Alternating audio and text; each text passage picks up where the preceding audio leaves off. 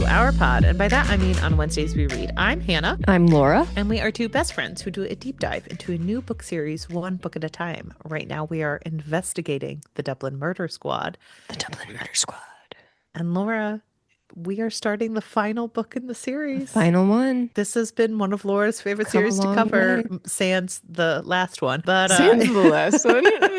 I'm trying to remember what was the last one. That one was The Secret Place. No, The Secret Place I was talking about for the books. Oh, the books. Yeah. It's like you loved every single one up until the last one, which you said we could have skipped. So you know what? I didn't like book 2 very much.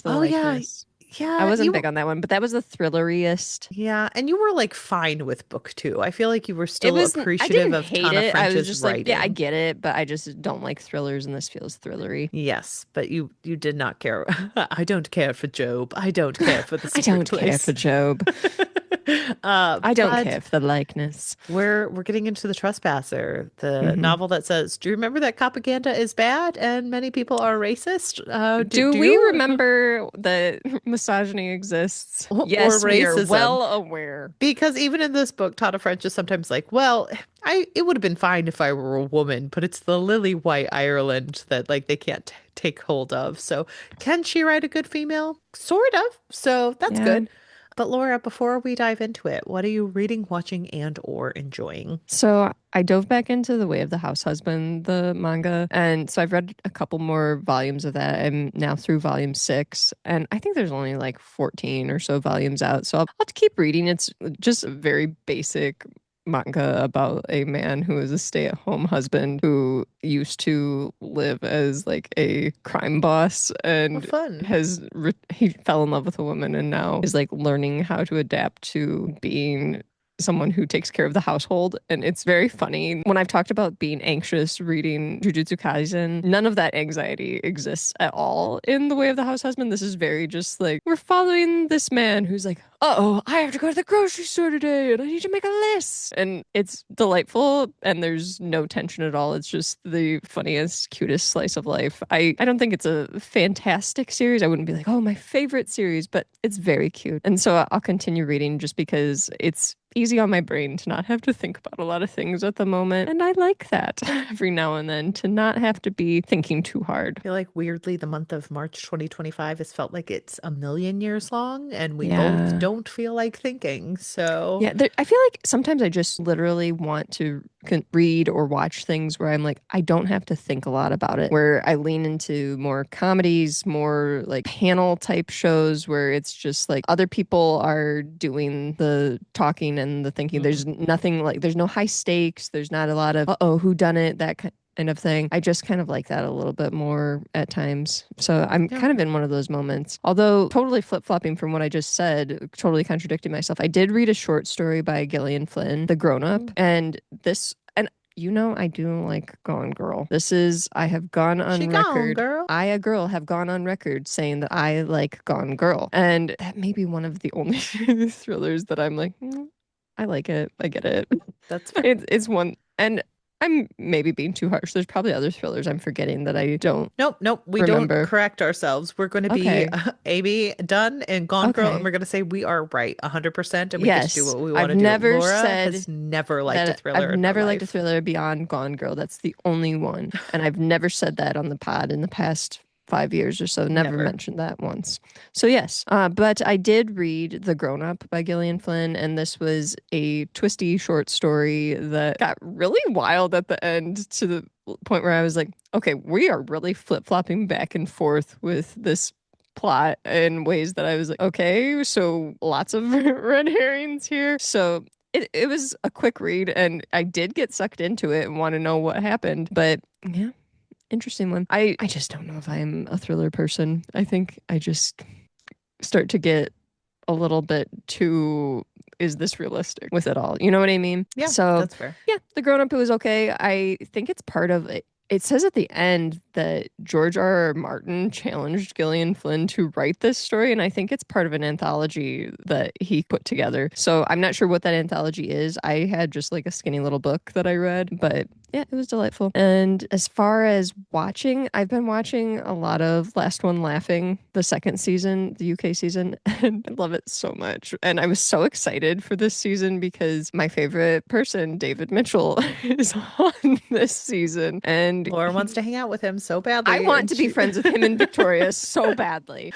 And they would not like to be my friend because I'm not near posh or smart enough to be their friend. I'm sure they would love to have you as a friend. They would talk to They're you about nice enough, they goats. probably would do it. Yeah. But I just think that the two of them are delightful and I find them so funny. Their relationship is cute too. Like they are little cuties when they talk about each other or interact together. And I just love David so much from Would I Lie to You. He cracks me up. And so when I saw that I forgot to look when the season like the second season was dropping. So when I saw that they were available, it like came up on my Fire Stick. I was like, I literally screeched. And I was like, the David Mitchell episodes are out. And I yelled across the house for my husband, like, get over here. We have to start watching Last One Laughing. And not all of it has released yet, so I don't know who won or anything. I think there's only 6 episodes and they released 3, but I really like it. And David, I love him so much. But it's a pretty tough cast this time around. A lot of like tough contenders as far as people who can keep straight faces. Sam Campbell is in this season, and he has had several lines that have made my husband and I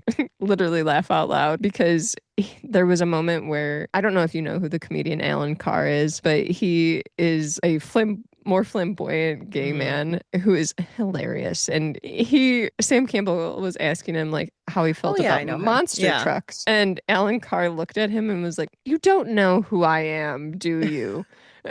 And we thought that was so funny that like Sam is just like, what's your take on monster trucks? So Alan was like, you don't know who I am. They had a break where they cut away because someone had laughed and Jimmy Carr scolded them. Then they cut back into the game and Sam beelines over for Alan Carr and says, what's your take on dirt bikes? Because he didn't like monster trucks, so maybe he must like dirt bikes. And we found that very funny that he's like, not gonna let it go. You must like dirt bikes, right? And I thought that was hilarious. There was also a man that was brought in to try and break everyone that I don't know who he is, Richard Madeley, but he's a interviewer on like a popular show in the UK. But all of the contestants in this show knew him except for Sam Campbell. And he calls Sam Campbell up on stage and is trying to like ask him questions to interview him to kind of get him to laugh. And he asks Sam if Sam has ever used Chat GPT. And Sam says, no, never. And that Richard Madeley cuts in and says, that's good because that's like talking to a soulless robot. And Sam cuts him off and says, I don't feel that way at all. You're a great guy. And I thought that was the best comeback. And like way to flip the conversation into like, Right. I'm not gonna laugh, but you might. So what do you think of that? And he's just very quick like that and in like a smart and awkward way that I don't know how to describe. So there's just a really good cast this time around, and I've been enjoying the show quite a bit. Okay. I've also been And just watching lots of YouTube. yeah, well, and this is a show where you're trying to get the comics to laugh for anyone who Yes. isn't aware of British They lock a humor or bunch TV of shows. comedians in a room together for 6 hours, and they have strict instructions to not laugh.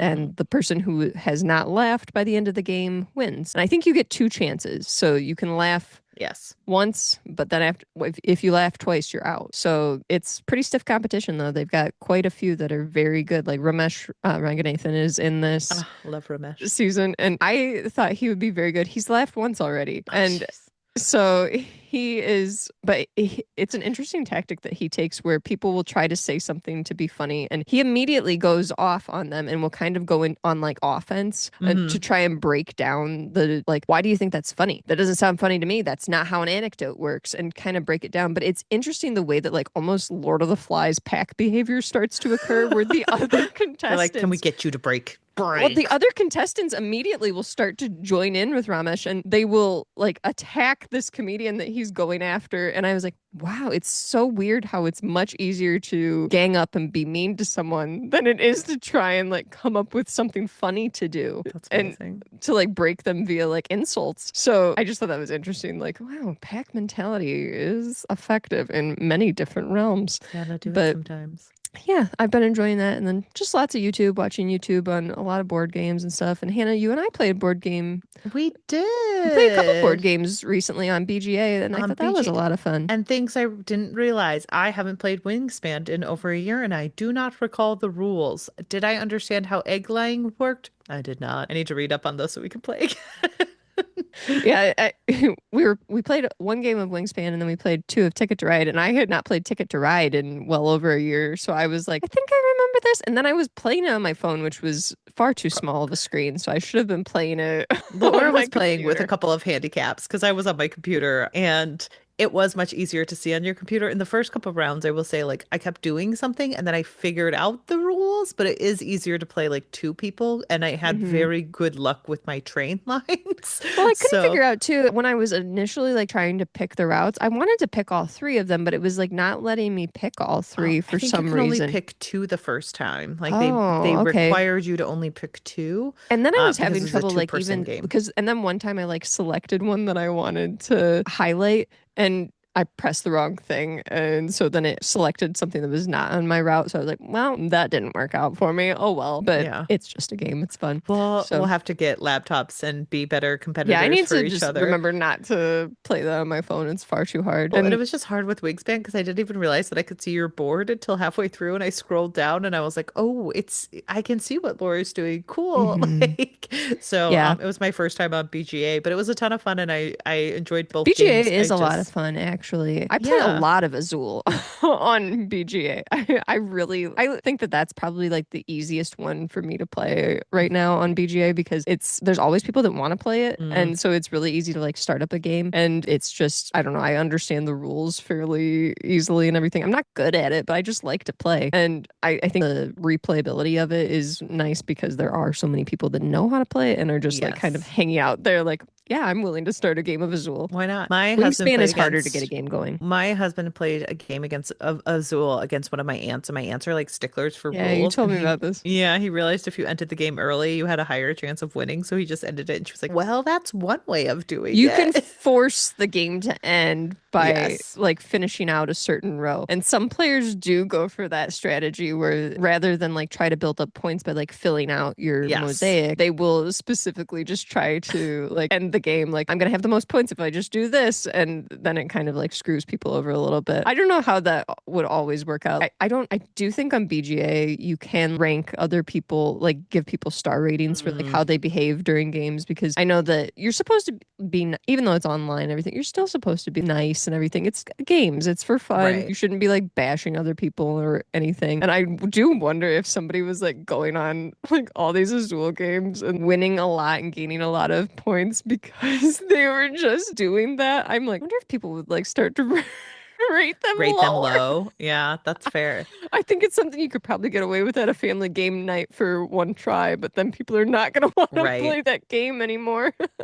No, I need to play more on it because it was a lot of fun to play with you and a Yeah, it good is way to fun. spend the evening. So, Yeah, I signed up as a premium member because I was playing it quite a bit. So now I can enjoy like some of the solo games. And then that was why I was able to like invite you to a game mm. fairly easily. And we were able to do two player just really simply. But it's a lot of fun. And I really like playing Wingspan. I wonder, I'm not sure if we have the option, if we could add in one of the expansions to have some more cards, because then that would give us an opportunity to have higher scores too if we have more cards available to us. Let me learn how to play Wingspan again, and then we can. We gotta walk before we can run. So. It's just a game, Hannah. It's you No, don't. I feel like you think I'm getting over competitive. I actually You've don't. mentioned before on the pod that you are I am very very competitive competitive, but games.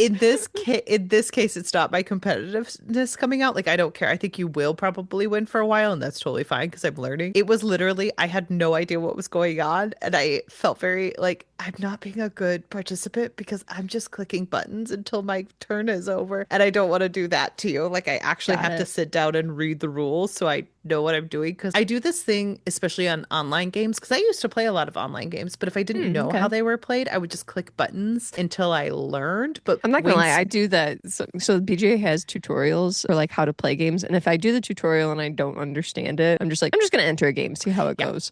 And And I then think they that let was you very have more much. time and everything too if it's your first go round. So, and I get it that a lot of people don't want to play with new players because they are like, I want people who actually know how to play the game. But I do appreciate it when people are willing to be nice and help you. Yes. I'm not on BGA because I want to be the champion of Ticket to Right. Ride. I just want to play it.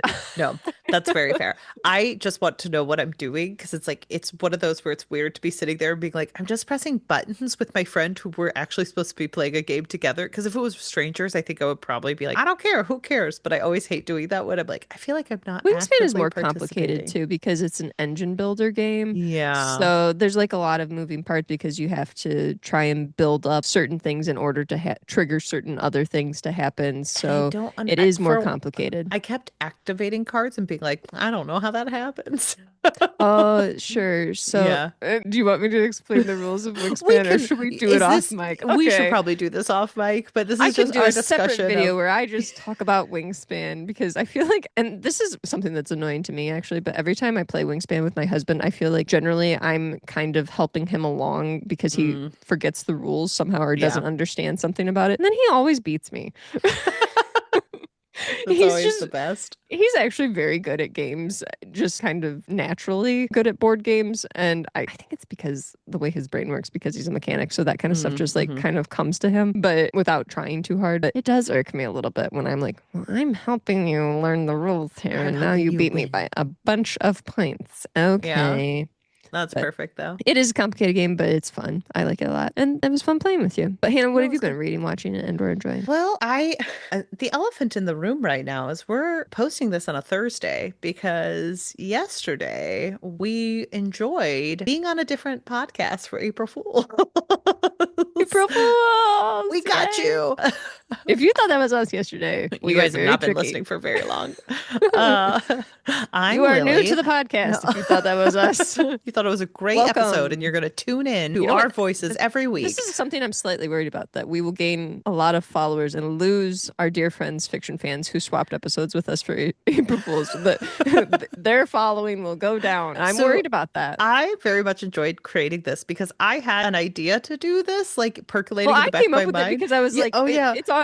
it's on a Wednesday. I'm like, we should swap. Yes. And I had said like, oh, because I remember like listening to other podcasts who had done April Fool's episodes where I was like, oh, I always like it when people like do something zany. And Laura's like, we Yeah. should switch with fiction fans. And we threw it out to them and they were totally game and they were wonderful about it. And so it was a lot of fun to create this. So I just want to give Yeah. them a shout out for doing this with us. We had fun For being doing it. cool Yep, and for being always being amazing. cool. Being the coolest people we know. But I love them so much. So I've Sarah and been Lily are ridiculously cool. I occasionally they'll like share glimpses of their lives, and I'm like, you did what? That was amazing. Like, why did you say that so if we met nonchalantly? in real life, you wouldn't hang out with us. Yeah, and also the other thing too, like occasionally they'll post pictures of themselves, and the first time I saw like a picture of Sarah, I was like, "What? That's what she looks like? She's gorgeous." She's so tall and gorgeous. But I have been enjoying a lot of their podcasts because I was getting us prepped to do an episode with them and kind of hear their sound and do things like They have a that. great So pod. they have a great pod. I listen to them quite a bit. I am subscribed to them, but it was nice to kind of go through the backlog and listen to a couple Yeah, of episodes. And it was fun reading The Curse of the Dragon Tail Island, something you guys Curse heard the on the Dragon pod Tail yesterday. Island. But so make sure you're going over that. But other than that, I've Yeah. been struggling a little bit with my reading where I'm reading a lot in various ways, but I'm not finishing anything. Mm-hmm. So, right. But I also think that that's an effective way to read sometimes. And I think I'm 6 books behind my reading goal. And I think that that's probably okay because I can always just lower a reading goal. But if I'm not feeling like reading, I That's don't all want it to be a arbitrary. chore. But I have been reading, I'm halfway through it. And then I had to stop for the Dragon Tail Curse the Island. Dragon Tail I have been reading Not for the Faint of Heart, which is a book you purchased for me because I loved Island. Lex Croucher's prior book, Gwenn and Art Are Not in Love. Mm-hmm. That one was kind of it was a very weird audiobook book that I listened to and I adored about people being obsessed with the King Arthur tale and naming a bunch Okay. of people after them. This one is kind of similar where it's not about Robin Hood, but it's about Robin Hood's granddaughter and her Okay. falling in love with a woman that she abducts. So a little bit of Beauty and the Beast kind of happening, a little bit of Robin Hood retelling. And it's fun and it's funny. Like I just enjoy so much of these books where there's so much absurdist humor, which really gets me. They're fun YA, they're fun little romances. It has a lot of discussions of what it means to be good at a revolution. Like Sure. because I'm halfway through the book and a huge like selling point is the merry men used to be people who were working on a small scale to help people fundamentally at the level that they were at. But now it's been taken over by the son-in-law of Robin Hood, and he kind of wants to create like war and actual disruption. And how effective is that to the people whose lives are affected? And what does it mean to be an active participant in a revolution? Because you can't just give Sure. people assistance in the moment. It has to be long term. And I think that that's a very interesting discussion point, especially in a YA novel. So Yeah. I definitely recommend it because I think it has some good themes and it's just cute and funny and loving. And I'm having a good time reading it. And I wish I had more time to read it through my reading slump as I read through so many different things. And I mentioned that I've been listening to Harrow the Ninth. It's been a good reread. I'm 70% of the way through that. And then my library loan ended. So I also started When It All Burns, Fighting Fire in a Transformed World. This is by Jordan Thomas. It is a nonfiction about a firefighter who is part of this elite fire squad called, I can't remember this off the top of my head, so I am looking it up.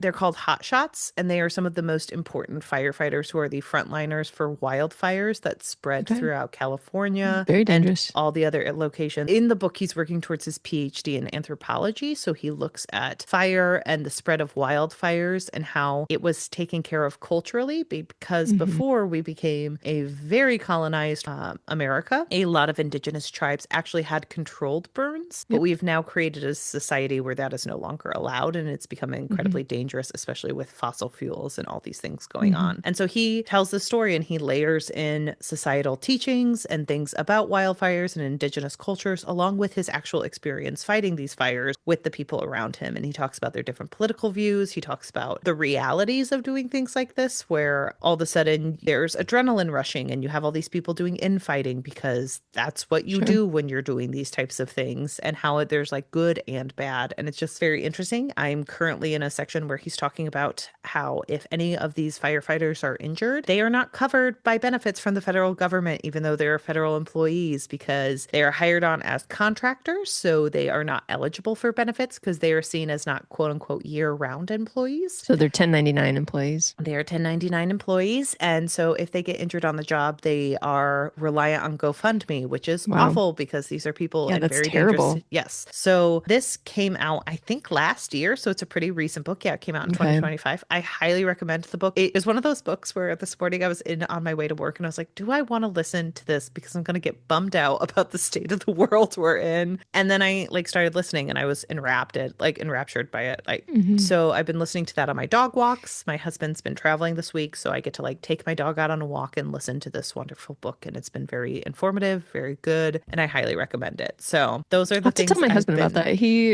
is very into learning about regenerative agriculture, and a lot of those things tie into soil health and the way that Yes, they do. indigenous cultures used to use rotational grazing. Hmm. And when I say rotational grazing, utilizing rotational grazing by moving buffalo herds in the way that they did, and Hmm. how buffalo would trample the ground, and also like they would literally move the herds as they would Hmm. follow them. It would improve soil quality and everything. And when soil quality is improved, there are fewer fires. So Yes. yeah, all these things are very much tied into one another. So I'm sure my husband would find that book very Yep. interesting. And it kind of goes into like the importance of soil with kind of controlled burns like this Hmm. and how it can Hmm. be utilized appropriately, and how things like deforestation or replanting forests actually don't always help because you have Yep. corporations who are doing it. So they're planting logs that are effective to them, or they are monoculture, which is also not good for the Hmm. infrastructure or the ecosystem that Yeah. needs this. So it's a really fascinating book. I got the recommendation from There's a lot of Schizophrenics. things that we have done here, and when I say we, I mean white people, have Mm, done here that have really been extremely harmful without us realizing the impact of yes. these things. And even still, like I talked previously, I think maybe a year or so ago, about watching an online Zoom conference on beavers Oh yeah. and how beavers being like removed from their habitats and everything because they were seen as destructive and because we wanted to put in more farmland and things like that. It has really had very damaging effects. And Hmm. I think people just saw them as pests, but the way that they would build their dams was a way that we would see water retention. Yep. And now we're in a situation where we're having extreme drought situations and they're finding like, oh yeah, if we actually moved beavers into these areas, that could really help with drought areas. So I'm about to read a book for my book club on beavers called Easy beavers. Beaver. So Enjoy it. yeah. So I I found that Midwest Beaver Conference fascinating. It was an interesting Zoom conference to watch all these different speakers. So oh good. highly recommend tuning into that again if you are interested. But I'll check out that book too. Yeah, it was on Schizophrenic Reads, like top Okay. nonfiction books, and so I kind of just added a bunch of his books Hmm. from his 2025 list onto like, hey, you should put that in your rotation, and this was one Hmm. of them. I agree, it's a really good one. I'll have to check it out. Send me the title of it. Yeah, we'll do. And then for enjoying, started rewatching season one, Veronica Mars. I Okay. never got through the entire series. I started watching it maybe in like 2018 when I was living in Chicago for the first time, and I just started watching it because it was on Netflix, and I'm having a great time. I Oh, good. think that this is like a good gumshoe show that like brings me happiness. It's really light. I don't know why high school shows speak to me in such a way, but they do. There are certain things that don't hold up. I think it's wild who her love interest ends up being from the beginning of season one to how they fix him. What were they doing to girls our age, telling us that, you know, that boy who's awful and terrible and kind of racist? I think you could fix him. I think You that would that's a like him. mistake. It can Um, happen. he can go fix himself and be fine for someone else, but I don't think Yeah, it not for necessarily you. has to Not for be you. the person whose car he vandalized. But yeah, so it's been a fun rewatch. There are certain moments where this show actually like, gave me a little bit of all the feels because, and this won't make much sense, but we were doing a double feature in my household and we watched A Walk to Remember with Mandy Moore. Have you ever seen A Walk to Remember, I have Laura? seen A Walk to Remember. I've seen it so many times that I have all of the music memorized and I Oh sing along wow. with Mandy I've not Moore seen and it her that many times. musical. I've maybe Um, seen it twice. my sister-in-law had never seen it, and it was very funny because the moment where he's like, "We're on the border of North Carolina and wherever," and she's like, "Okay," and he's like, "You're in two places at once." My sister-in-law goes, "That got me," and I was like, "That was me in middle school. It got me. I thought that was just true romance, but it was very fun to." Watch that, you know, through the lens of an Sure. adult. And she kept being like, "What's the walk, Hannah?" Like, and it was very enjoyable. But we watched that, and then we watched The Hot Chick with Rob Schneider. Is it Rob Schneider and Rachel McAdams? Okay. It looks That's an from interesting duo. Like I don't. the friend of Adam Sandler? Yeah. So this was Oh. an Adam Sandler like created movie. Do you know anything about this movie? No, and I don't think Okay. I want to. It sounds bad.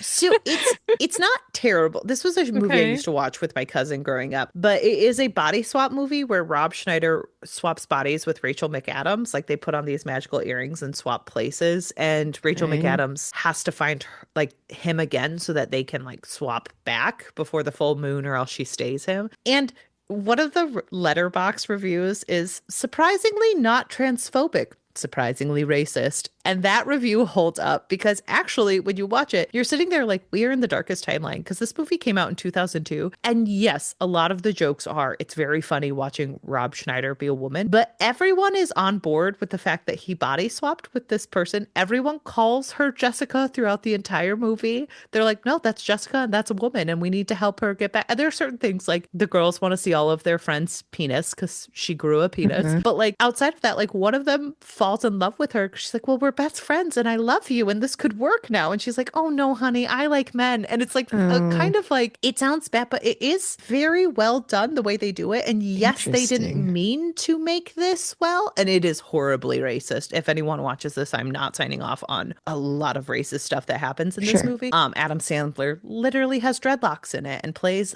a guy who's high all the time. It's not great, But like it's actually very funny where like Rob Schneider, Jessica, he like his character is Jessica at this time, and she's telling her boyfriend that she is Jessica, she is body swapped, and he actually like makes a good effort to be like, okay, maybe we can try to kiss and make this work. And then he's like, I'm sorry, I just don't know how to do this. And I was like, actually, pretty progressive. Like, Yeah. it was just, and of course, it's played for jokes, and that's the problem with it. But like, when you're watching Hmm. a 2026, you're like, very validating to be like, oh, I will try. Like, I believe you and I do love you, so I can try. Oh, I can't do this. I'm like, you know what? You got to give him a moment. He's a high school teenager. Like, I uh, suppose. yeah, but it was very interesting watching that because Veronica Mars has an episode with a trans person in it. And Okay. I had a moment where it's like, we're in the darkest timeline because like Veronica Mars came out 20 years ago. And in the scenes, you find out that this is a trans person. You find out that her son, like his mother,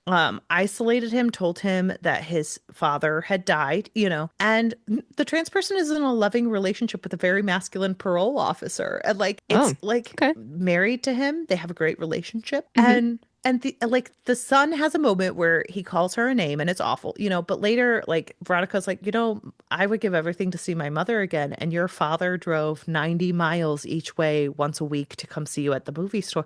And it's Mm, and then the like son calls her and he's like, "Hey Julia, like we have that movie in for you." And it's very beautiful because well, he didn't dead yeah. name her. It was just like this beautiful Yeah. story where this woman has a very full life and just wants to be with her son again. And we can't have that anymore without like so much more added. And yes, I don't think that's what the intention was way back when. I think it was very Hmm. easy to make a shocking storyline like that. But like it was a good storyline that had like a full-fledged human, and that is very Hmm. nice and it's very sad. That's my long rendition of The Hot Chick, a queer story with really problematic race stuff. So, Can I ask what the connection was between that and A Walk to Remember that you decided to do them for the double feature? well, because in my mind, Walk to Remember quickly goes to Notebook, but I didn't want to watch Notebook, but Notebook has Rachel McAdams in it. And The Hot Chick was on my mind because it's been in the news lately because the guy who was recently in a Rachel McAdams movie with her said Hot Chick was one of his favorites. So I was like, oh yeah, that's an easy one to throw on. Oh, I did okay. Google, is it homophobic before I started or is it transphobic? And I was like, oh, wait, I don't think it is. And we watched it and it's not, but it is. Hmm. It's got weird It's other things. discussions. It's other things. It doesn't age well, but it doesn't Hmm. age as badly as some other ventures could. Sure. Yeah. So I think weird. that watching A Walk to Remember and The Notebook would have been too much. I think Yeah, that's a lot. I didn't feel like it. I'm not a huge Nicholas Sparks fan, but I did love A Walk to Remember. Hmm. And I watched The Notebook with friends, and Hmm. I didn't feel like it. So, but speaking of things that we can do a deep dive into to see if there's more to the story, let's dive in. The Let's do Trespasser. it. Hannah, So did you feel like very triggered by this book? Because I have felt very triggered by this book, honestly. The misogyny in this is rampant and I it is a little bit triggering to me. I see, I think I've been reading this more as out and out racism because Conway sees it as racist first. She So I also don't sees think it as sexist, though, she does see it as sexist, but I feel and it's like giving she's her imposter syndrome. yes, I will say it is very hard to read this book where a person feels isolated and they're questioning their own Hmm. reality, especially a very powerful character. So I don't The know if only I, reason that I kind of feel like I'm getting more vibes of sexism is just because she's often mentioning her own attitude, where she's mentioning them perceiving her as a bitch or her being too harsh. And that I think is often applied to women in workplaces. oh yeah, And so I think that's maybe why I'm latching more onto the sexism of it all. no, and that's fair. I think it's fair. I think And I'm the not saying there's no racism, there no, also no, no. is. I think the things I glom onto is her own view of women a little bit Hmm. because she has female friendships. We hear about them. Tana French has no interest in showing them to us. No. She does a good job of showing us the why, like talking about it. Like I did think it was a very effective chapter when Conway's like, I would love to go see my friends, but I also know I'm not in a very good headspace and I know I'm isolating Hmm. myself, but I don't know how to stop it. Very effective because I think lots of people do that. And I think like Hmm. that feels very seen. I think I was drawn more into the chapter like when I was like, oh, she sees this as racist, where she talks about how other women have been in there. And Hmm.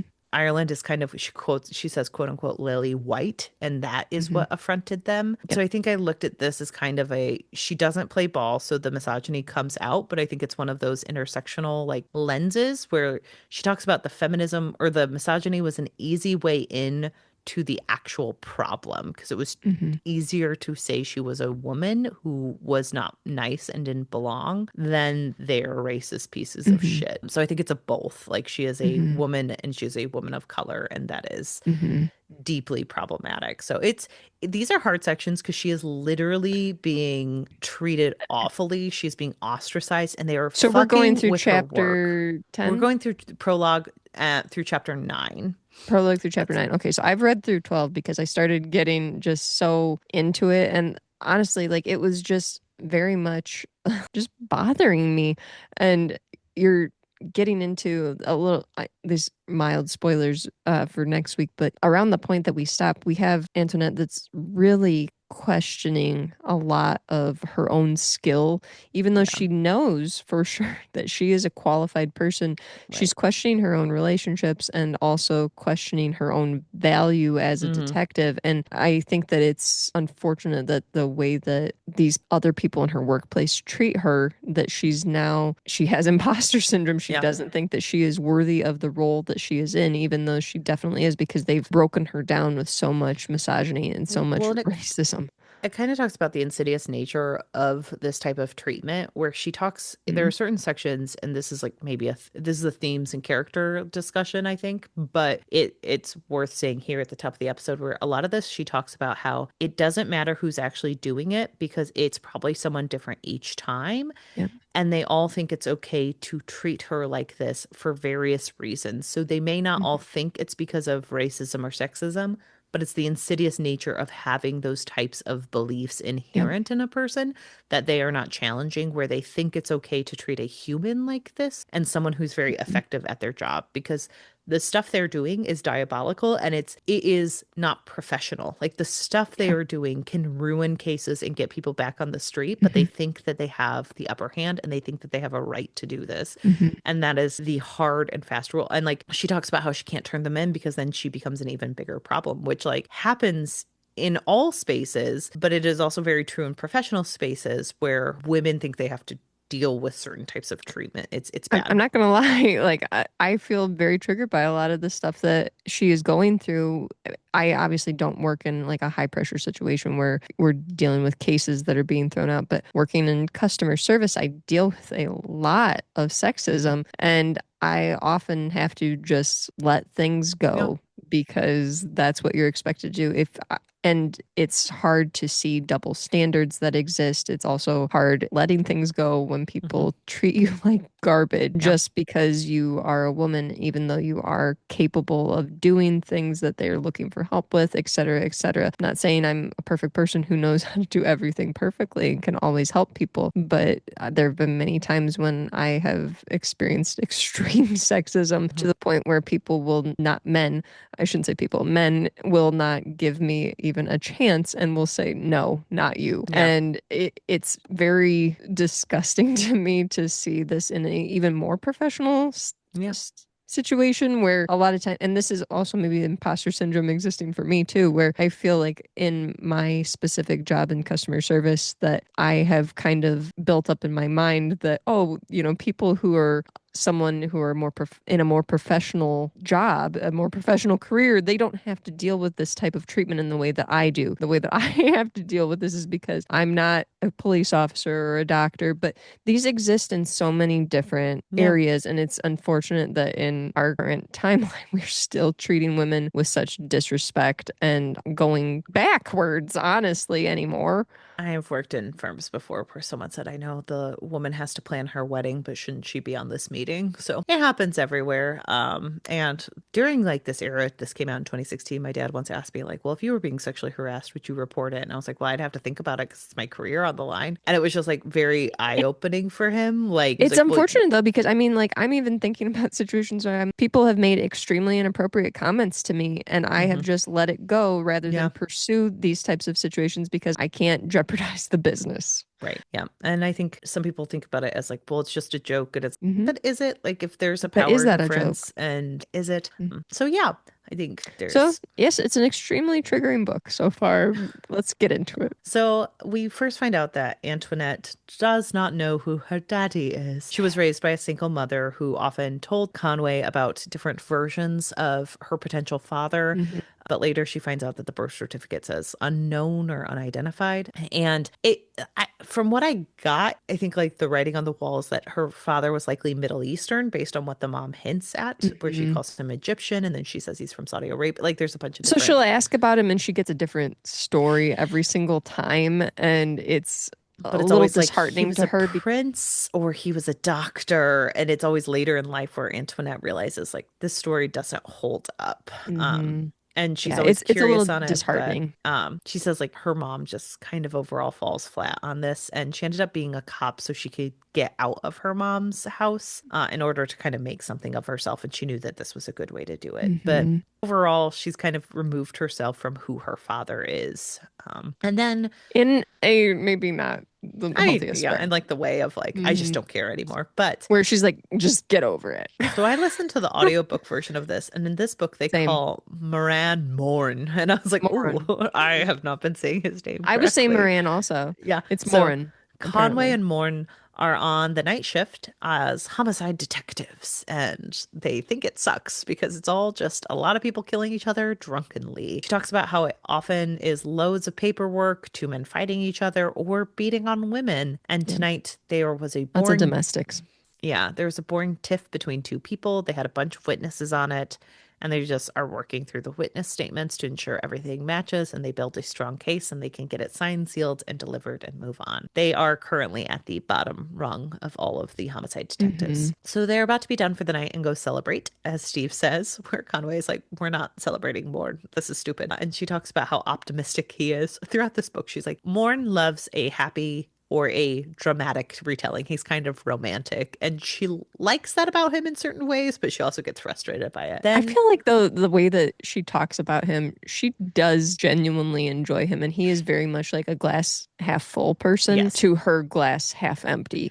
And I think they balance each other out really well. And she sh mentions often how well they work together. yeah, she also protects him. Like she does not tell Hmm. him everything that's going on because she doesn't Yep. think he can handle some of the stuff that's happening to her, and so she doesn't want Mhm. to give that to him because she knows he'll try to do the right thing and it might blow up in their faces. So he is her happy-go-lucky golden retriever boy to her black cat. So Hmm. then O'Kelly comes in, our favorite chief of police, and he tells them that he brought up a case. At first, he's like, "Ooh, it's gonna be like." He gives the impression that it could be big because when O'Kelly hands a case out, it's huge. Yeah. And then you can tell he's trying to take the wind out of Conway's sails because he was like, "Oh, I just brought it up on my way up. What are you talking about? It's not that special." He assigns them and he tells them that they have to take backup because on a recent case, it took them 5 weeks to get everything covered. Hmm. Conway blames it on the witnesses. You can tell she's like someone who is very forceful, and Morin is often trying to hint to her that, like, you catch more flies with honey,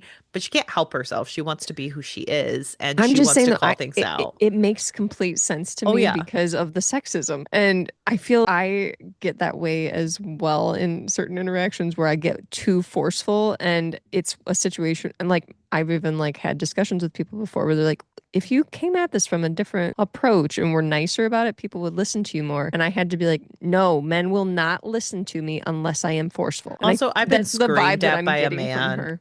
I've been screamed at by a man before, and everyone told me, like, that's just how he is. And then if a woman screams, she is difficult and she is a Yeah. problem, and it's all these different things, and she's Yeah. It's the hysterical. double So standard. it is, yeah, there is a difference to it. And like, I've had calls where I've said things out of turn and gotten screamed at instead of just like, Hmm. oh, something was said inappropriately, or I'll give them the benefit of the doubt. So I'm it not gonna is lie. I'm difficult. gonna be incredibly defensive of Antoinette in this because like Conway's going through so much, and I Oh, yeah. just feel so connected to her experience that I'm listeners. Sorry, I'm incredibly biased towards her. Just remember, I'm giving a plot breakdown. I do agree with you. I Yeah, I just, know. I'm just jumping in. I need everyone to be aware.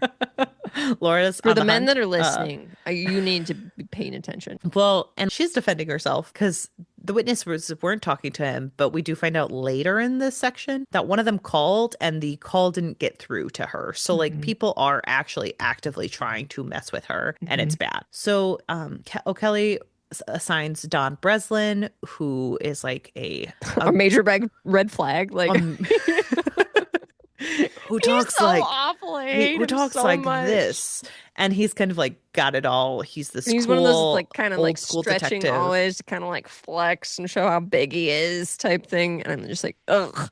And he's also, but like we do find out that he's kind of a choir boy. He's always played it by the book. He's pretty straight laced. He has like We the wife, think. the kids. He puts them in private school, all of this stuff. So they head out. They put off calling Breslin until they're on site so that she can call his voicemail, which even when I read this book originally, I was like, how do I call someone's voicemail and not their actual cell? Because I don't know how that works, but I'm fascinated by it. I feel like Um, usually you end up in people's voicemails now because everyone just sends you there rather than talk. right. But like, yeah, because people screen their calls like The crazy. But millennial of it all. I know, but it was weird to be like, I called his voicemail and I was like, how do you do that? I need to know the science Did you look it behind up? it. I've never once looked it up, but I've thought Oh, about it every time I read this book. got it. Okay. It's one of those where I'm fascinated by it because she calls his voicemail so often, and I don't think that's a real thing, but it Listeners, has to be, sound off and right? let us know. Yeah, please sound off in the Unless comments. she's got like a work voicemail that they're calling and leaving a message when Maybe. she's not there. I That don't would make know. more sense to me. It's so weird because they're like, well, I rang his voicemail. And I'm like, how? But anyway, we learned during this time that Conway has been on murder for 2 years, but Morin is her partner for all of like 8 months, I want to say. Hmm. Hmm. But it's been rough for her. She's battling the squad. She hints to Morin she thought of getting out. She's thinking of getting out. Like she kind Hmm. of blames quote unquote burnout. But her friend is a security agent. People actually like having female security guards. Like it makes them feel more at ease. Yep. Men like it for their wives, and she would make bank. Conway is frustrated with this case from the start. She thinks it's probably a domestic. They are at an area close to where she lives. It's similar to her house. I said mirroring, Laura. Tana French loves Hmm. mirroring. We found out that someone rung the Stony Batter station, which is the local station, over calling 999 for this, saying that there was a body somewhere. So this means that they know that 999 records voices, Hmm. but the Stony stations could still put a trace on the phone. So like they were a little bit messy there, but they were trying to Yeah. cover up But they have something. enough information to know how to do some things in a smartish way. Yes. And so no one broke into the house, but the house is hot from a burning fire. The body is right up against the fire. So Hmm. they don't know when she died. And it is Aslyn Murray, the victim. She's very pretty. Ashlyn. Ashlyn, Or I'm sorry. or Ashling. I'm sorry. Ashling is how they say Ashling. it. Ashling. So Ashling, the victim, she is kind of a Barbie type. She's blonde. And She you look know what? Conway immediately clocks her as boring. Yeah, boring. Is she says basically what Conway is she like. says, this bitch be getting some pumpkin spice latte. She immediately is like, "Yeah, boring. I'm done." Yeah, basic. Hmm. So she does clock that she's boring. She says the apartment looks like something out of a magazine. There's no personality anywhere. We're covered in personality, Laura. If someone murders us, they're going to be like, look at these libraries. But Climb through all of those hobbies. How about that? but her flat is very generic. She was it looks like she was like the back of her head was slammed against the fireplace Hmm. on the hearth. Cooper the coroner has already been and gone. We do find out that Cooper They think likes it's like a Conway, very but like Cooper is awesome. Uh, I will say. he hated that first protagonist and he was right. And he really Yes, likes Conway and he is right. So great yes. to see. I like this for Cooper. We like to see it, He but writes I his will say that reports they in all long are. form. Yeah, they all are very much like this is an open shut case. It's just another domestic, of Mhm. course. And they think it had to be someone strong though, because they like hit her so hard on the ground. Like it had to have been quite Hmm. the push. And she was punched in the face. So she rings Breslin's voicemail, tells them that they're on the scene, like they're looking things over. They're probably going to go like meet him there, quote unquote, but they check out the scene before they leave. She was making dinner for two. The green beans were ready to go on the stove with the roast in the oven, but it looks like everything was turned off. So it means that someone like didn't want the fire alarms going off and didn't Yep. want a fire. They didn't want to bring attention to what was going on. And they search her cell phone. She's been texting with this guy, Rory, and Rory.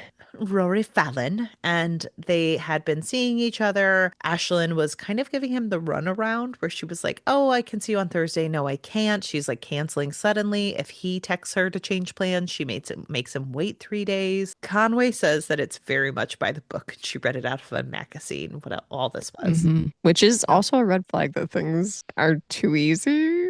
yeah, and then Rory is kind of like, "Hey, I'm here. Did I get the address right?" He's every person who arrives on time to somewhere and someone's not Hmm. there, and he's like, "Hey, do you need me to get a table?" And Hmm. so he's like, "Well, maybe I got the dates wrong. Let me know if something happened. I'm just worried about you." And they're like, "Okay, well, either he's very smart and like trying to set up the scene that he Yeah. didn't kill her, or there's more to the story." He's given himself an alibi of sorts, But even they though it's think not he's really. probably covering his tracks. And then on the Hmm. way out the door, they run into a journalist who Conway has words with, and he's the worst. Yeah, this journalist sucks. So they decide to go see Ashlyn's best friend Lucy before Hmm. going to see Rory so they can kind of let him stew and worry Well, over and they this just want to murder. learn about her at this point because Yes. they're like, we don't know anything about Ashlyn. She seems very boring, but we need to know if she actually has layers. And so on the way to Lucy, we learn a little bit more about Conway's time on the squad. Again, this is where I got like the Lily White stuff where she says like, yes, there's definitely sexism going on, but like it Hmm. feels like there's more. People are being awful. They're hiding her work.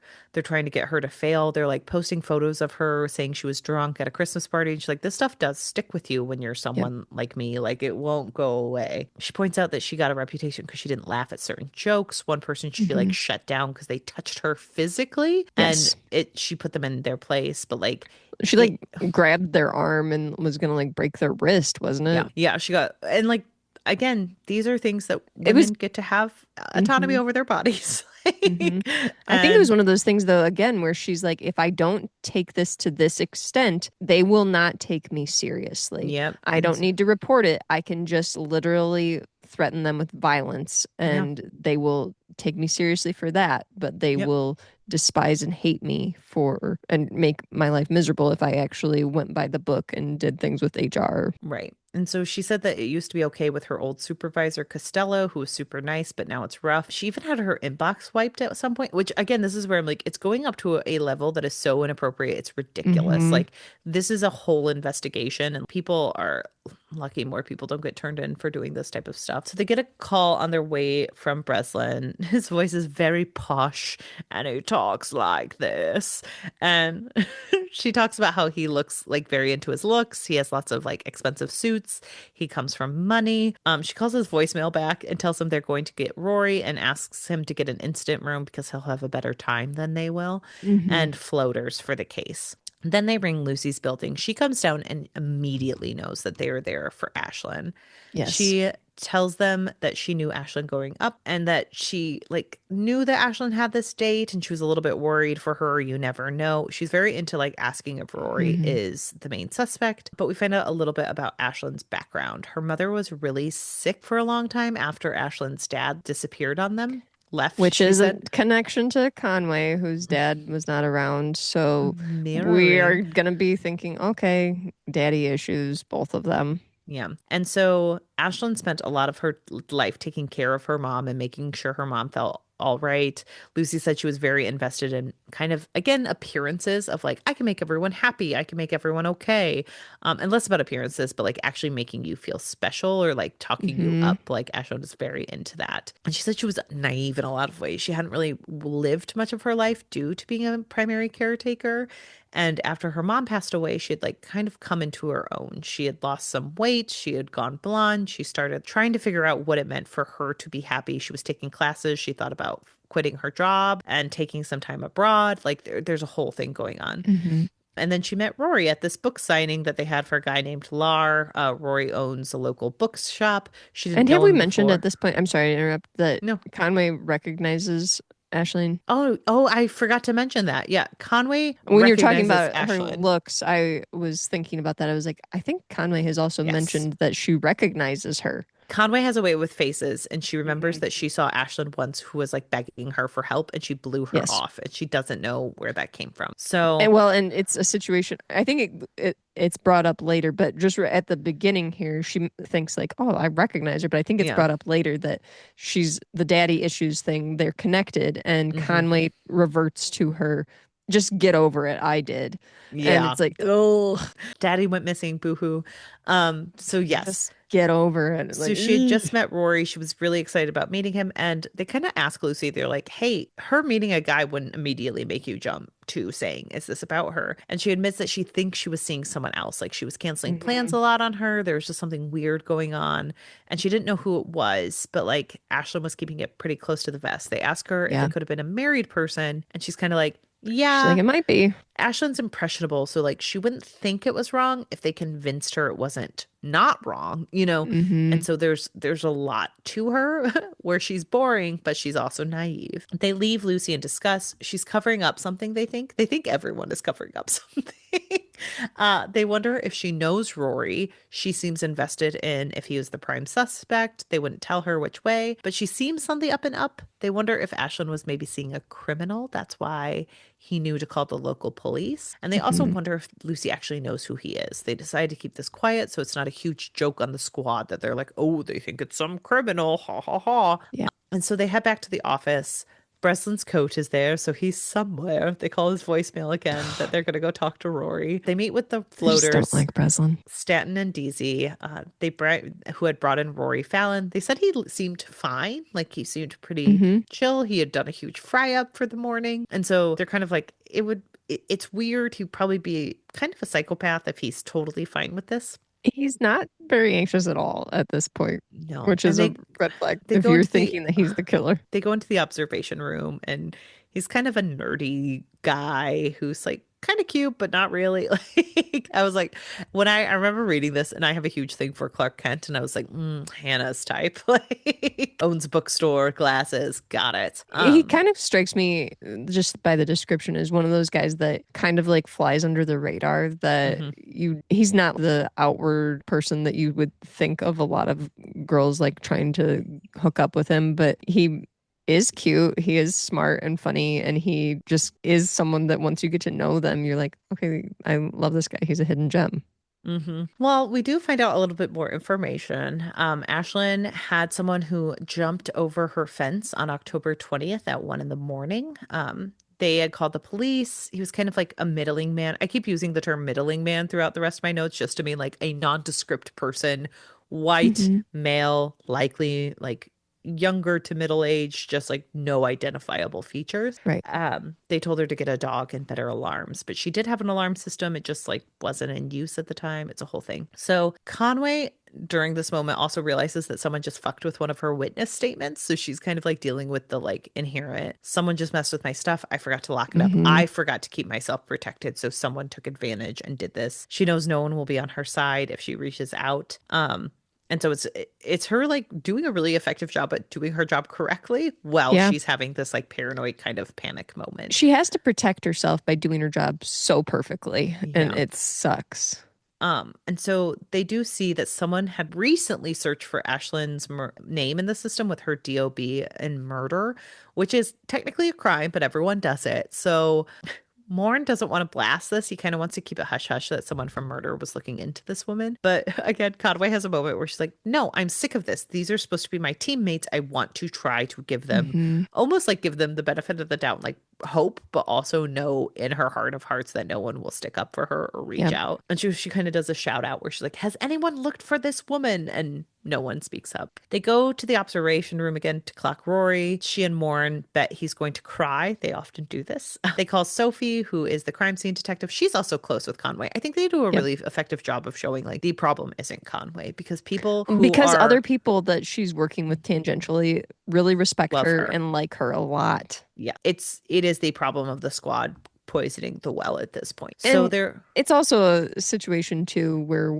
we know now at this point in the game that a lot of times people who are drawn to that profession in particular are drawn to it because of the power it Mhm. grants you, and they want to exert that power and Elliot Stabler. make it a boys club.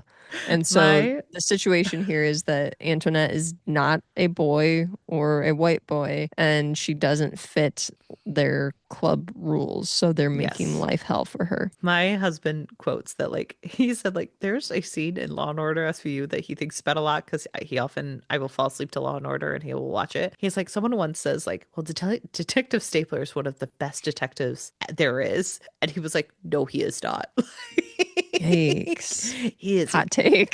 terrible detective. But That's yes, a it is take that that power doesn't age differential. well. But we do find out that Sophie finds no fingerprints in the place to the point that they think someone wiped it down because it's Yep. just not natural. And the guy who punched Ashlyn was likely wearing gloves. Rory has gloves on him, but they also talk about how he probably would have gotten rid of them. But Hmm. they can at least test them. They also want her to check like body fluids on the bed, and they end up finding some body fluids there. So they see a Courier article also came through from the journalist on Conway mocking her. Conway thinks that the person's likely getting inside information. Warren Hmm. talks about maybe seeing if the journalist wants to play ball with them, but she refuses because she just kind of like knows that it won't help her in the long run, and she Yeah. doesn't want to get into bed with someone who will want more from her than she's willing to give, pretty much. Hmm. Breslin comes in is all on board that Rory is their guy. This is an open and shut case, and they should just go in and get him to sign, seal, and deliver the Essentially confession now. lazy detective work. Yes. Conway goes into working with Breslin and McCann when she first came on. She's like, yeah, I've worked with him. His partner, McCann, were like kind of some people who trained me. I was obsessed with Breslin when I came on. Then I kind of found out he was just kind of full of shit and like goes on long Yes. monologues that no one cares about. He's like the popular guy that wants everyone to think he's super competent, and really he just sucks. This is probably me thinking I'm a little too special, but I always talk about how, like, at parties, I never want to be around the person that everyone else is around. I want to be around the person who's in a corner and we could actually, like, chit chat Mm. meaningfully together because, like, that sounds like more fun. And Breslin is definitely that He's guy like in the the middle of the Gaston. room. Yes, exactly. No one murders Ashlyn Likes like it's not. No. Gaston. So he and Conway go in to talk to Rory. Breslin and her actually have a pretty good rapport, which she's frustrated by because she's like, well, I'm a good detective, so I know how to work off They someone. know the dynamics of each other. They know how to Yes. work with each other. You can tell they don't like each other, but they Yes. know how to work with each other. Exactly. So they go back and forth with him. They work really well together. So they get him on the record that he was excited about the date. He really liked Ashlyn. He saw a I'm not gonna future for lie, I them. hated this interview, honestly. This interview was also triggering to me because this is a very manipulative interview. Oh, yeah. And I get that this happens all the time, and I've seen it in movies and TV shows and everything, but I still hated it. And the way that I. Breslin in particular, because they good cop, bad cop him, Mhm. and Breslin very much questions his masculinity, and then Conway has to play the nice lady part where Mhm. she has to build him back up, and then Breslin continues to break him down by questioning his Yes. masculinity again I and but whether or not he could actually do the deed, whether he could mhm. get through with Ashling and all this stuff. And it's just, I hated it. It It was again leads me effectively back. written, but I Yeah, hate it. it leads me to my first note of this, which is a book that reminds us that propaganda is bad. Yeah. Because this is a bad scene. It's showing that they're trying to Hmm. manipulate a potentially innocent person into confessing. And it's kind of all told through this lens of like, well, we have to do this. Like we have to dot our I's and cross our T's. But it's really hard to read that like people get treated like this and they may confess and they may not be guilty. So, Or the information might be manipulated in the favor of the interviewers. yes. So, So he had gone that night super early to go on this date with her. And he was like, well, I wanted to make sure I knew which way I was going, which actually, like, lots of people do. They go to dates super early yes. to get, like, the lay of the You're land. nervous, you're trying to get your bearings, you do these things. But Rory is hiding something throughout this, and Conway clocks it. And she says there's something going on about this one particular area because he does not like talking about getting there early. And he does talk about like going to get flowers. He said he meant to go get like an orchid or something exotic He because wanted to that's get what an azalea because he Azalea, that's right. he had been talking with her and she had mentioned that her dad had gotten her an azalea. And so he thought that it would be really special to get her an azalea But he and he got there couldn't too find one. early. So he Yeah. had to go to like a local shop and just get regular He got just flowers. some cheapo flowers and he was embarrassed by them. Yeah. And they thought maybe this was probably the instigator for Ashlyn because she's so specific on rules. And she may have like found those wanting it and kicked him out. And that made him mad. So they think, but he's like, oh yeah, I threw the flowers out on my way home. So they send people out Hmm. to like go get them. And he cares a lot about this. And they wonder if he's kind of a pressure cooker who got rejected and couldn't take it. And they end up telling him that someone killed Ashlyn, and he does have a very emotional reaction where he's like, I thought someone broke into her house. I thought something was wrong. Do you guys think I'm a suspect? And they have an immediate, like, I thought you liked this woman. You think you're a suspect? What's going on? Hmm. Um, and so they both end up like kind of placating him, and Conway discontinues the interview, which pisses Breslin off because he thought they almost had him. Well, Breslin again wants to do sloppy detective work and wants to just nab the first guy, the one that quote unquote makes the most sense without doing any further investigation. Conway doesn't necessarily want to let him go, Yeah, but she sees where this is going and she's like, both scenarios are bad at this point in the game where we don't have enough information to make a solid arrest where we can go forward with this. But I also don't like letting him go because he could indeed be the suspect and we could be losing him. right. And so they take a break. We find out that Morn is not convinced he did it. He seems pathetic, but not guilty. And Because Breslin, Morin always sees glass half full and he's like, he's a good guy. eh, we'll He see. got flowers. Breslin is exasperated, wanting this to be done. They both have to placate Breslin, kind of being like, this is about good detective work. We're just trying to be like you, do everything we're supposed to do. And they're trying to make it look like this so that they can also look into the organized crime area. They Hmm. have to keep this close to the chest, but they want to work on it. So Morn and Conway talk to Rory again because they kind of kick Breslin out and he does not appreciate it. But he says that he saw some man on the road as well as like other people heading to a party. He doesn't remember the man. He remembers seeing someone out with their dog. So he like goes over other potential suspects for them, Hmm.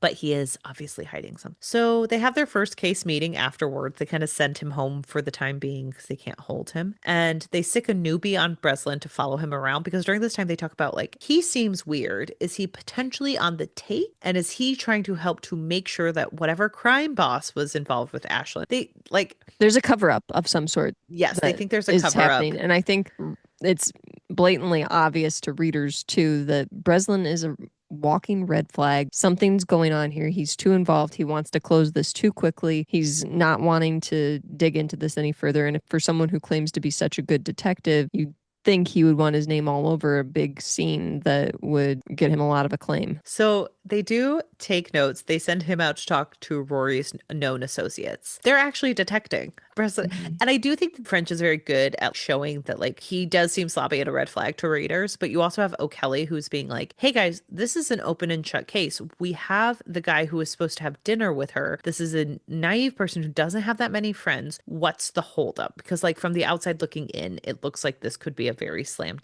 dunk case, and they're making it complicated where they're trying Mhm. to say like, no, we're trying to actually detect and make sure we have a close case. Because like they talk Mhm. about that a little bit in the first book, I remember, where they're like, a lot of detective work is just making sure that everything else is eliminated, so you have to go down certain areas. And I think that they're trying to show like, no, we're just trying to do that. You guys are just questioning us at every single level. Well, isn't it in Faithful Place where we have Scorcher who is questioning the whether or not it's always the simplest route?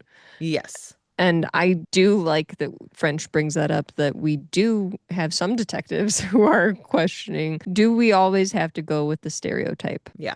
I don't know. Yeah, it's a hard thing because like a lot of people are like, no, it's a straightforward one, get him off. But like this one is more complicated. There is a lot of setup. We The don't thing have is, like, fingerprints. Like, yeah, I would hope that detectives, police officers are people who are, and obviously they often are not because we have a lot of innocent people who are convicted of things.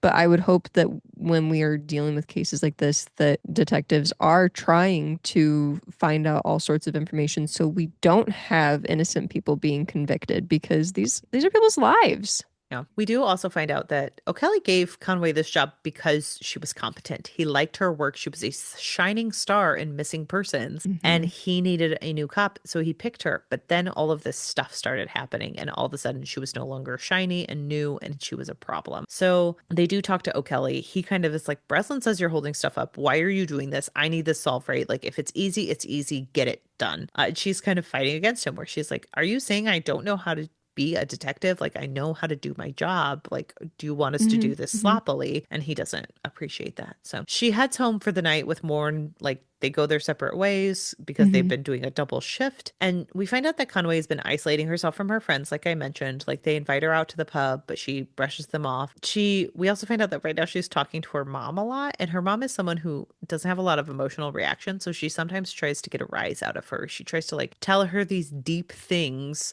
about her job and how like dangerous it is or what happens to people. And her mom often is just like nonplussed. And you can tell that kind of affects Conway in a way that like Hmm. she's never going to ask for affection, but she's going to try to push the limits to get a reaction out of someone. And so she calls her mom, they talk a little bit, and she ends up making like these fake emails online to like see if she can catch someone who is interested in an Ashlyn like person. So Hmm. blonde. And she kind of gets sick of seeing men on the internet.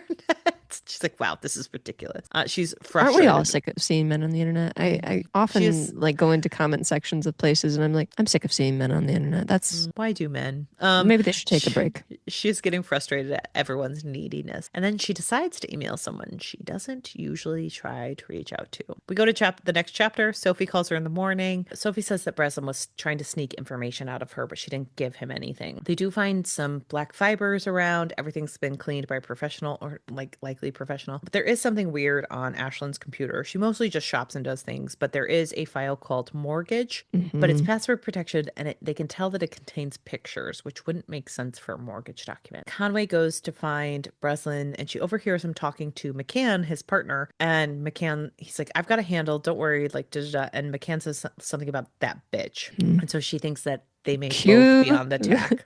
cue the paranoia.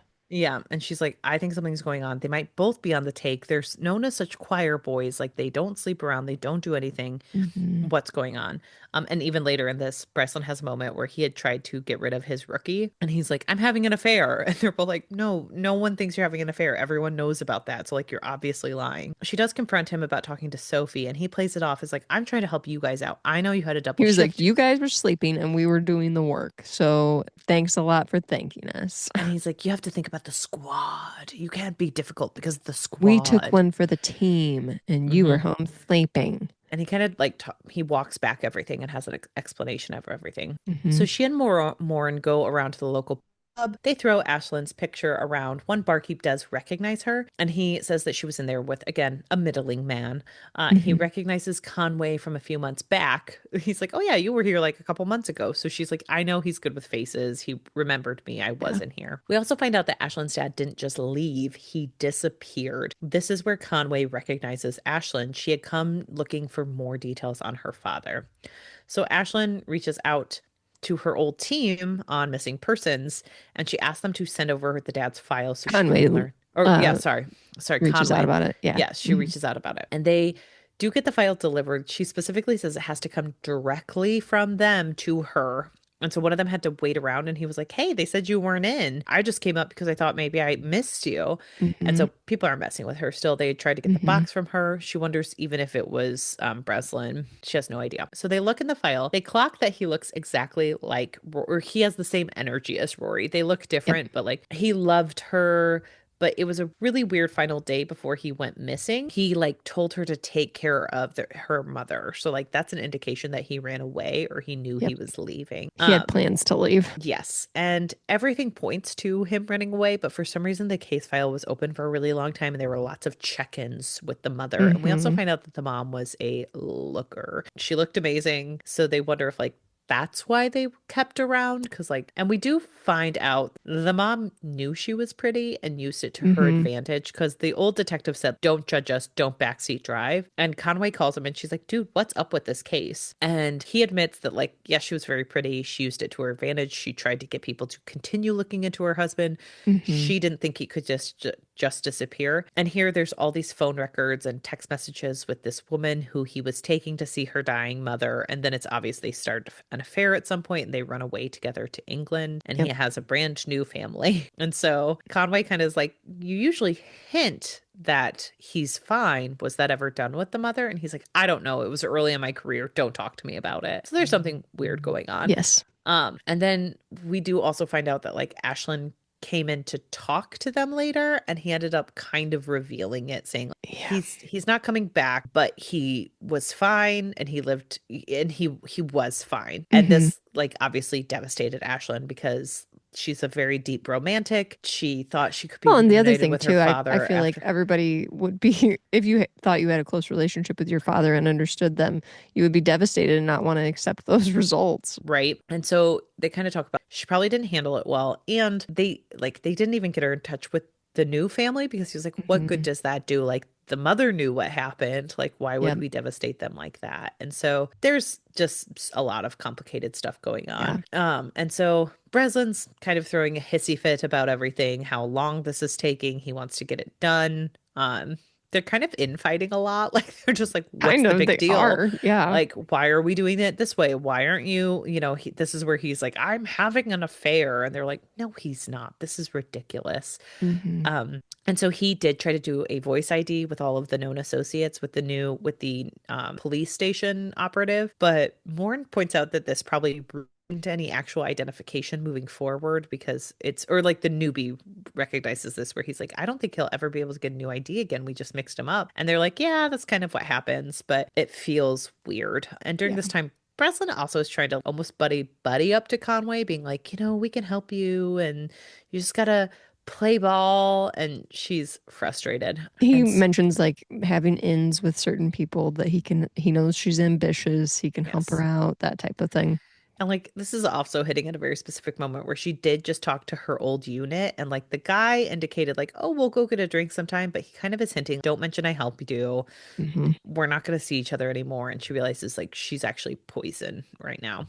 So it's just all around hard. She Yep. also around this time thinks someone is watching her on her lane. And so Hmm. it's nerve-wracking. We also get a call from Cooper during this time to her and Morn. They talk about like the strength of someone to punch someone and get them to hit their head that hard. And Morn isn't on the phone, quote unquote, because Cooper hates everyone but Conway, Phil Hmm. Cooper. But he like writes down like, what if she fell and then they hit her head? So like it's actually like more forceful. And he's like, oh, that makes way more To sense for the plan it. murderer Hmm. because like, and then it could be Rory because he's not a strong guy, but like Hmm. it means someone was either in the heat of the moment hitting her and then hitting her more and more. Like it's not just an Hmm. accident. It wasn't just a one push. And so they reveal this to O'Kelly. Breslin does not look happy during this moment. And he has like a moment where she's like, what's going on with Red him? flag. Red flag. And so then she goes home for the night. And we find out who she emailed. It's a man named Fleas who was part of her unit. And then they pulled him to go into undercover pretty much. And they're Hmm. like, oh yeah, he flunked out of school. It's very The Departed, if you've ever seen The No, I Departed. have not. Oh, okay. Leonardo DiCaprio's entire role is at the beginning, he's in the police academy, and they're like, hey, your family's entirely filled with scumbags. How would you want to be a scumbag for the rest of your life? You're going undercover. And then he just like, they make him not exist in the police force. It's very funny. So anyway, she Fleas is like a good known source because he knows everything. He knows all the Mhm. crime. He's part of it. And so she talks to him about Ashlyn. She shows him photos and he's like, look, a girl like that would be on someone's arm and I would know about her. So there's no Yep. way she's involved in crime. And he also points out that her house is not secure. He broke in and someone is following her. He tried to see who it was and just couldn't do it. So they kind of have a chit chat. He asks if she wants him to stay over. And she's like, I kind of think about, I really like Conway because she's kind of straightforward. Like, Hmm. yeah, of course I thought about it. He would be nice to have around and like it would Yep. be nice to feel the comfort of a human, but I don't think I want to get into that right now. And so she sends him on his way, and he's supposed to text her if something comes up, and he doesn't. So he locks the door behind him, and that is the end of this section. So let us know what you think. And Laura, I have a question. Who done it? Well, Breslin's not looking good. I don't know how he would have done it. but he knows something. I don't know. He's my biggest red flag at this point, and I just hate him so much. So I don't know. It feels like Breslin, but I don't know how he would be connected, if that makes sense. Like he's just giving me extreme red flags, but I can't at this point in the game piece together how he would have been connected unless maybe he was having an affair. I don't know. I love Flora instincts on these. I love asking who done it. So, I'm but usually quite bad. Last time was actually, the no, only time that I clocked it I perfectly. think you So called Rosalind, and I think you, that was by sheer luck because I was watching Taskmaster. Rosalind is a it's a nightmare. fucking nightmare. And I think, yeah, I think you almost called Broken Harbor, I want to say, but I can't remember. So, well, anyway, thank you all for listening. Please join us next week to find out who done it and cover the second half of this very triggering novel. We appreciate It's rough, everyone. friends. It's rough. We appreciate everyone tuning in on a Thursday for Yeah. this. And make sure that you are checking out our indie mission book, Alice Poon's The Heavenly Sword, which we will be covering in May. Make sure you get your copy and start reading now so we can all Yes. read it together and throw Alice some support. We're so excited to read that novel, so please Beautiful check it out. cover, beautiful Beautiful concept. cover, beautiful We're all art. in. So make sure you're checking that out. And if you would be so kind, please follow us on all of our social media platforms. It's OWWR Pod on Blue Sky, Instagram, and TikTok sometimes, as well as ourpod.com. We have some wonderful author highlights and some coming up. So please keep an eye out for those. And please Check us on rate. YouTube. Please check us on YouTube. We're going to be trying to do more video ones. We'll try to Hmm. give you guys a little bit of notice if we do have a video, but head on over there and hit subscribe. If you can hit it, subscribe over there, it would be helpful. Yeah. Like our videos, Like our subscribe. videos. Please rate, You review, know how and to do it. subscribe. You can text us from Buzzsprout and we'll get it. Like Hmm. this is cool. We have so much You can access also out to you join guys. our Discord and Join chat our with us. Discord. No one And ever chats with us on Discord. It's so check out our sad. Patreon. $3 a month gets you bonus content, Hmm. including all of our coverage of Dresden Files TV series. You're going to Yeah. want to see our dissection into the full moon Oh, episode, are you which gonna want to? I don't know. was just us going, this was bad, right? Oh man. But we have lots of stuff out there. See, pick your poison and, let us know if you're interested in us covering anything because we're about to head into Dresden summer. And then we technically haven't released what we're doing yet. So it's all Hmm. up in the air, guys. So, We could change everything and oh my just gosh, like switch to covering something that's we're not covering books. standalones only, covering a standalone book, Wild. one book at a time. Wild. So, but no, Well, we just appreciate everyone. and thanks for listening today. Bye. Bye.